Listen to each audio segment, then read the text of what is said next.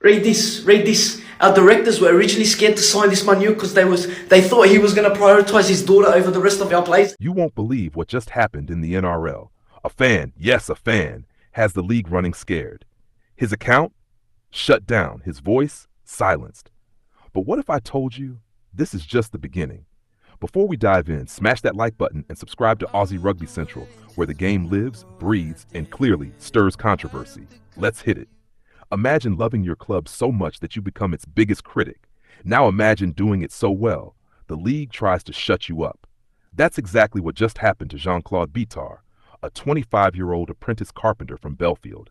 He doesn't play in the NRL. He's not on the coaching staff. He's never worn a rep jersey, but somehow he's become the most feared man in rugby league, not for what he does on the field, but for what he says off it. Now his Instagram account? Gone. Why? Because the NRL Integrity Unit is investigating him over rants. Not threats, not violence, just raw, passionate commentary that clearly struck a nerve. So what did he actually do? Well, it started with an X-rated rant aimed squarely at St. George Illawarra Dragons coach Shane Flanagan. That video went viral, nearly 500,000 views, and it rattled cages. The Dragons didn't laugh. They called in the big guns, the NRL. Jean-Claude's content, fired from frustration, heartbreak, and deep loyalty, has now been scrubbed from Instagram.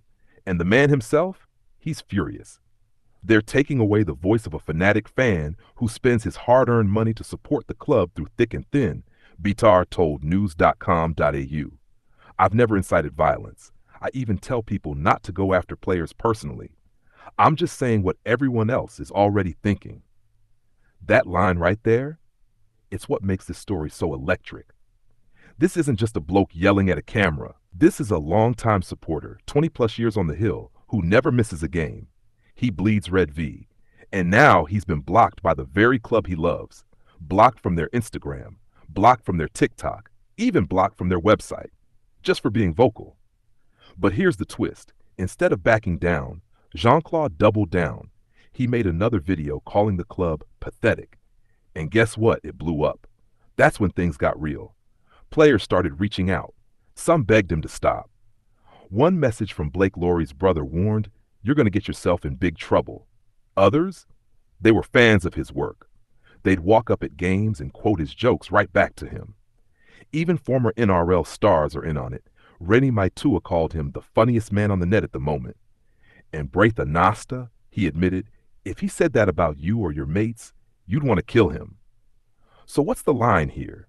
How did a fan's personal commentary become too dangerous for the league? Jean-Claude says it himself. This isn't about tearing players down for fun. It's about holding them accountable. It's about the pain of watching your club underperform year after year. It's about saying the things others won't say out loud. And the league didn't like that. He's posted over 150 videos since February. One after NSW's Origin collapse against Queensland racked up over 300,000 views. Another on the Dragons' performance, nearly 500,000. But even with all the heat, even with the ban, Jean-Claude says he's just getting started. Regardless of whether they block me, I'm going to keep going. People are enjoying it. I'm enjoying it. I'm doing this for fun. Now pause for a second and really take that in. A carpenter from the suburbs, blocked by his club, targeted by the league. And still, he's not backing down. What does that say about the current state of rugby league? Are we protecting players from abuse or silencing fans from criticism? Is this about integrity or control? And here's the question that should have every NRL fan thinking. If Jean-Claude Bitar can get canceled for saying what we're all thinking, who's next? This isn't the end of the story. This is the start of something bigger. And whether you love him or hate him, you can't deny this. He's forced the NRL to confront the voice of the people. Unfiltered, raw, entertaining, and very, very loud. What do you think? Did the NRL go too far? Or did Jean-Claude Bitar finally cross the line? Drop your thoughts in the comments below. And hey, if you love footy, controversy, and the voices that shake the game, this is your home. Subscribe to Aussie Rugby Central, where passion meets power, and we don't ever mute the fans. See you in the next one.